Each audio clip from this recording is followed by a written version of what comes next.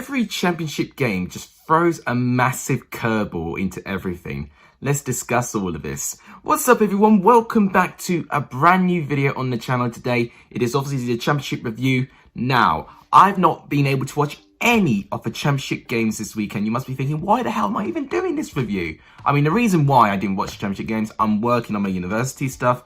I actually made a huge breakthrough in the work in the weekend, but as a sacrifice, it meant I couldn't actually watch any championship football. Of course, I know the results, and then I'll just get what I did see, and then just kind of base my analysis on that. I've also got my midweek predictions as well, which is also another reason why you've seen this video today. Your comment will be included in the screen if you got a correct score prediction. A lot of you got a lot of correct scores. Charlie Brown deserves a shout out. MC Legacy deserves a shout out for being the only one to get the Watford and Cardiff game right. Fair play to you on that. I got one correct score, which was Swansea and Luton, which ended 2-0, but I got so close to so many more. A lot of last-minute goals really screwed me over this weekend. This is what the Alexis Hall of Fame looks like now. Joshua Frew just increasing his lead ever so slightly, and Charlie Brown now matching me on points. I need to up my game, otherwise at this rate I'm going to not make the top 4. But if you guys like what you want to see more content from me, please make sure to give this video a like, tremendously appreciated. If you haven't done, please subscribe to the channel. It really made my day. We're on 345 subscribers at the moment. Thank you to who have subscribed to the channel. Let's push for 350 and potentially 400 before Christmas. That'll be absolutely amazing if you guys can do that. I have full faith in you if you keep sharing my channel to big YouTubers, your social media, your friends, to subscribe to this channel. I think we can get there. All of that would really make my day. But without any further ado, let's go through what we learnt in the championship weekend. So the first time under Valerian Ismail, his Barnsley side got absolutely dismantled by a Bournemouth side who of course had a bad result in midweek, but they responded in a big way, putting 4 past them. And honestly, it really could have been more. It was a really good game for Bournemouth's part. They made their chances count and looked so deadly going forward. The build-up play for their first and second goal was absolutely terrific. The intricate pockets of space that they get into and really working at Barnsley back line, they really made it a very difficult day for Barnsley. Barnsley, I wouldn't say were awful, but they just couldn't get the final ball. They, at times, got into some fantastic positions in the box, but they just couldn't make their chances count. Unfortunately, Bournemouth ran riot, and the game just kind of summed up when the 4th goal came in, where it looks like Walton did manage to get a touch, but it just creeps over the line. And it doesn't really reflect on Walton, because I thought he's been absolutely terrific for Barnsley in the past couple of weeks, but unfortunately he had a bit of a clanger there. Bournemouth, following this win, are now 2nd place in the table. Barnsley right now are in a mid-table position. They're going to need to respond in a big way in midweek. So then to Saturday's games. We'll start off with the early one, Reading and Nottingham Forest, which ended 2-0 to Reading. And the game was ultimately decided with Adam Yates' incredible save in goal. But unfortunately, the Fatty did handball it and stopped it going past the line. He got a straight red card, and Lucas João took the resulting penalty and scored, and that made it 1-0 to Reading. And unfortunately, from then on, it was going to be a very routine performance with Reading. And Nottingham Forest, I'm just really worried for them at the moment. They did not create enough for me, and I don't even know what their style of play is. And Reading managed to get the win comprehensively when Michael Morrison got a goal. Fantastic performance once again by Michael Elise.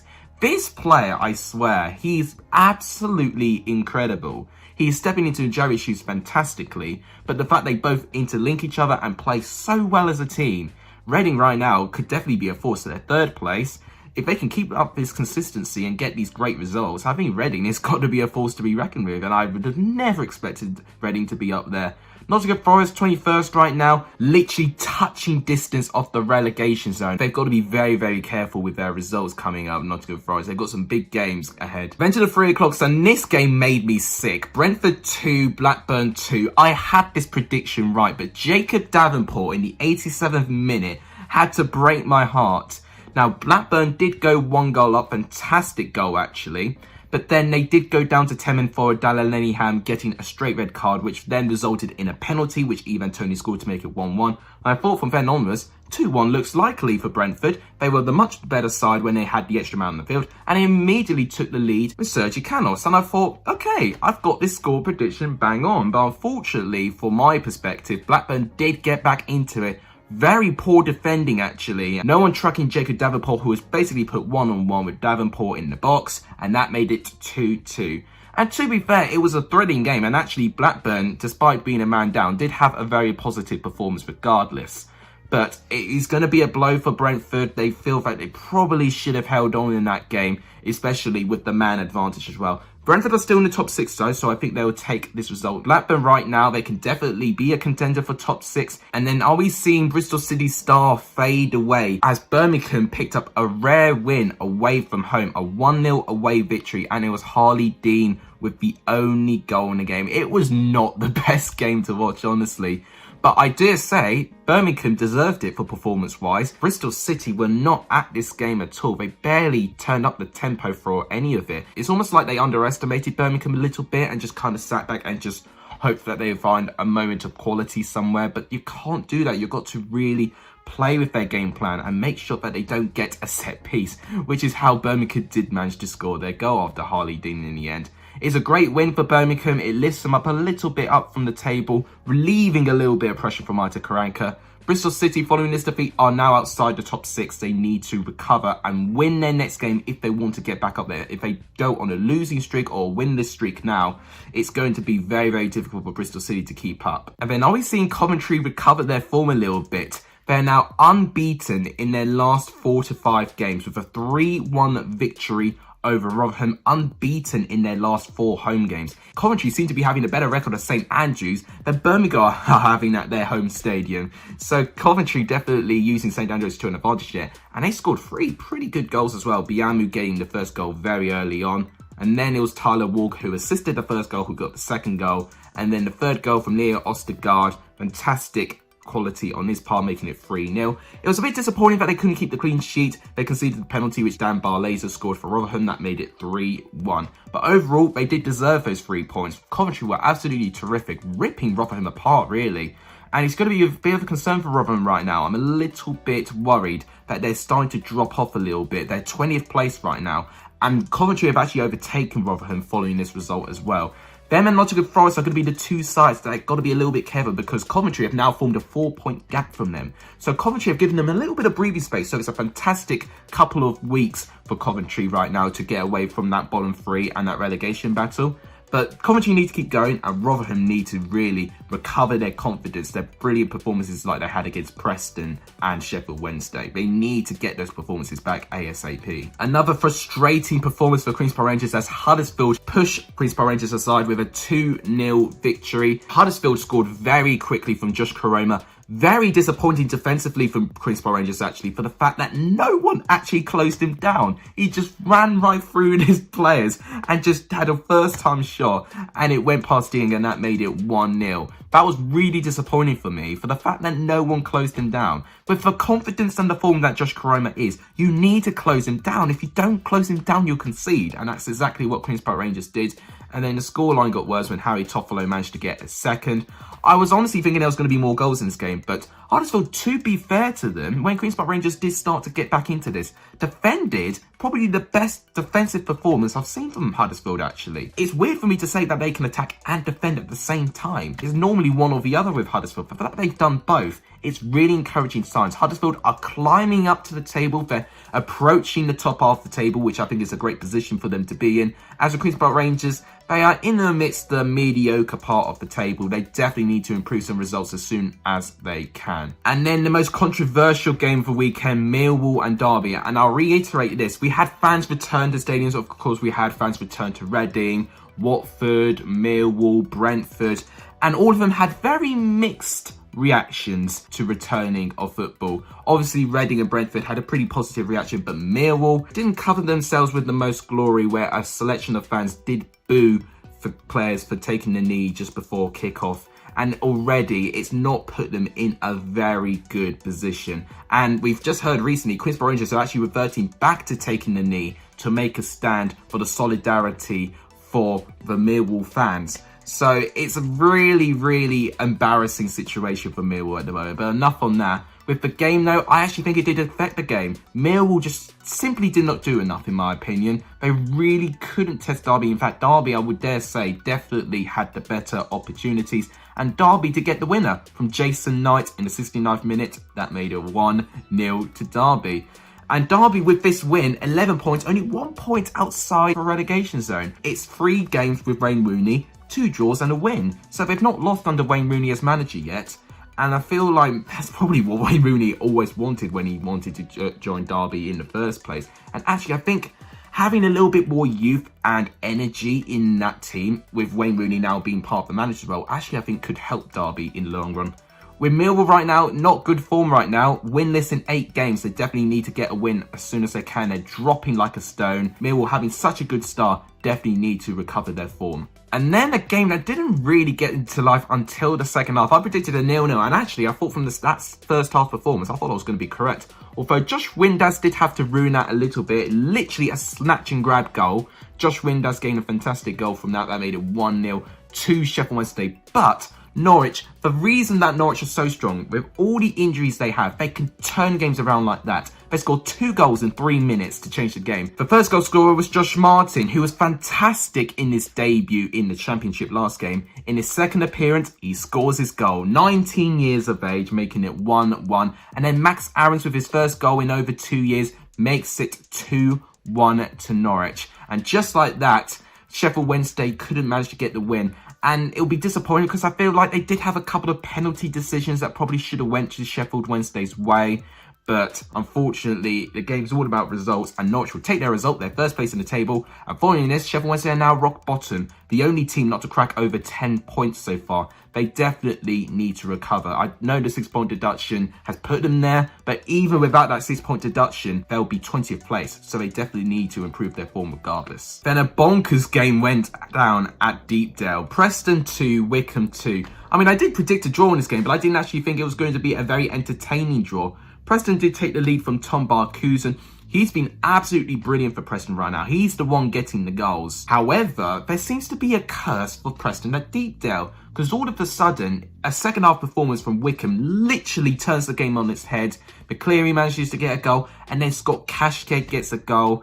And they were absolutely terrific, Preston, against Bournemouth. But unfortunately, in this game, they just looked really flat. And I don't know what it is about their home ground right now.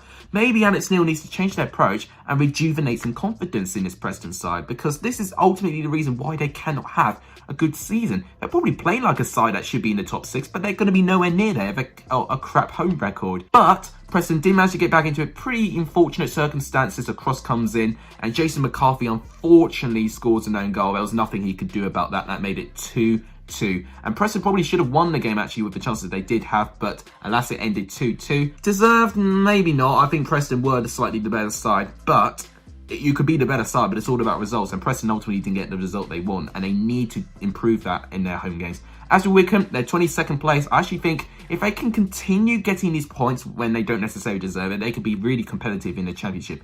They need to win more, and that's been their problem. They've not won enough games for me to guarantee their survival. They're getting points, which is better than having a string of 6 defeats in a row.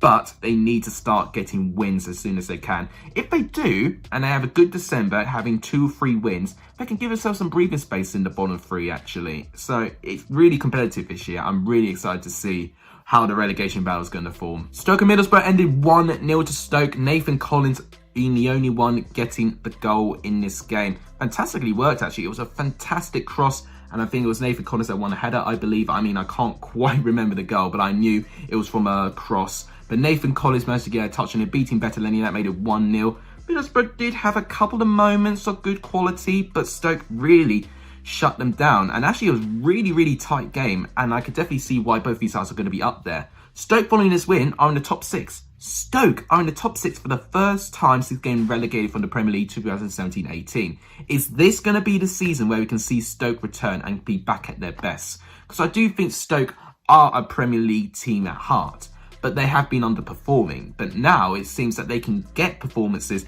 and get results following that. Middlesbrough right now, they're 10th place, and they've not conceded many goals either. The only thing that's going to stop Middlesbrough if they don't score enough, and that it was a big problem in this game against a Stoke side that were very, very well organised. A Stoke side that had been conceding a load of goals, but the fact they got a clean sheet in this game, I think they can take a little bit of confidence from it. I'm going to be really interested to see how both these sides do in midweek. And then to the only score I got right, Swansea 2, Luton 0. Connor Roberts managed to get the lead. I believe he's the highest scoring Championship defender this season. I mean, it seems like it anyway, because he seems to get a goal a game. He managed to get a goal pretty quickly for Swansea, making it 1-0 to the Swans. Luton, to be fair, did dictate play a little bit and did have a couple of good chances and actually tested Swansea a little bit. But unfortunately for them, the game went too far from their reach when Matty Pearson got 2 yellow cards and then a red card, obviously, following from that. Luton just lost that little bit of momentum. Did still test Swansea, but unfortunately just did not have the same intensity. And Andre Ayew literally complemented the Swans' performance with a second goal that made it 2-0 to Swansea. And Swansea, with this win, they put themselves really firm in the top 6.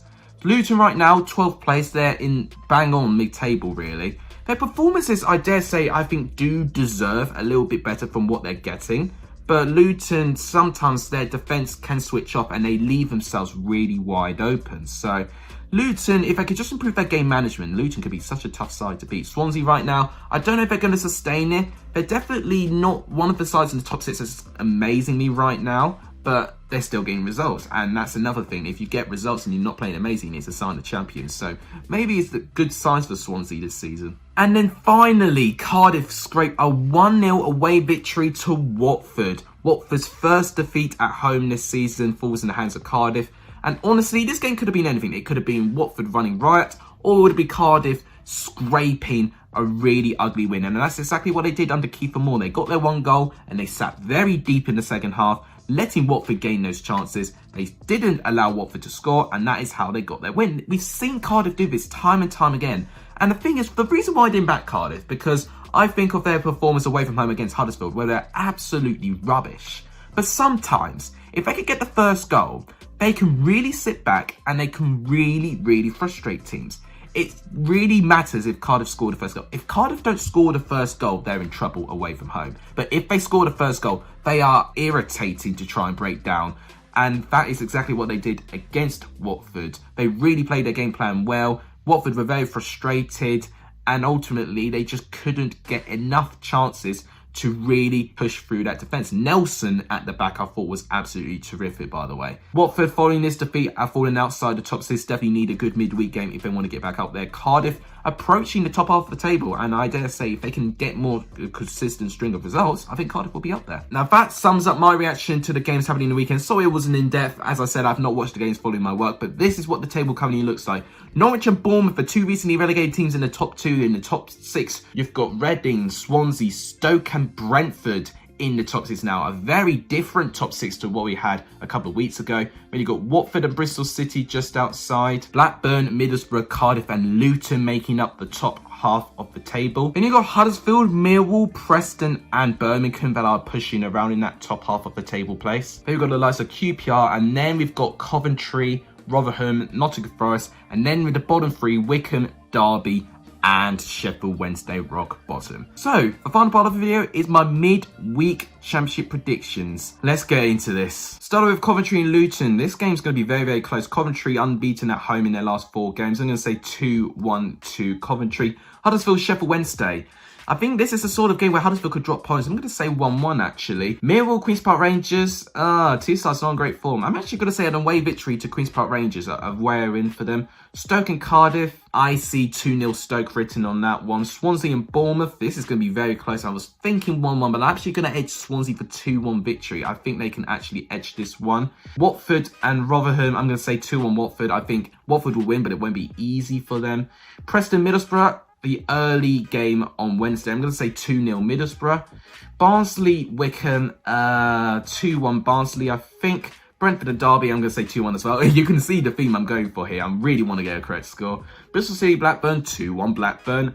Norwich, Nottingham Forest. I'm going to say 1-0 Norwich. I hope it's the game that they had the last time they played against each other, Carrow Road. 3-3, do you remember that? And finally, Reading and Birmingham.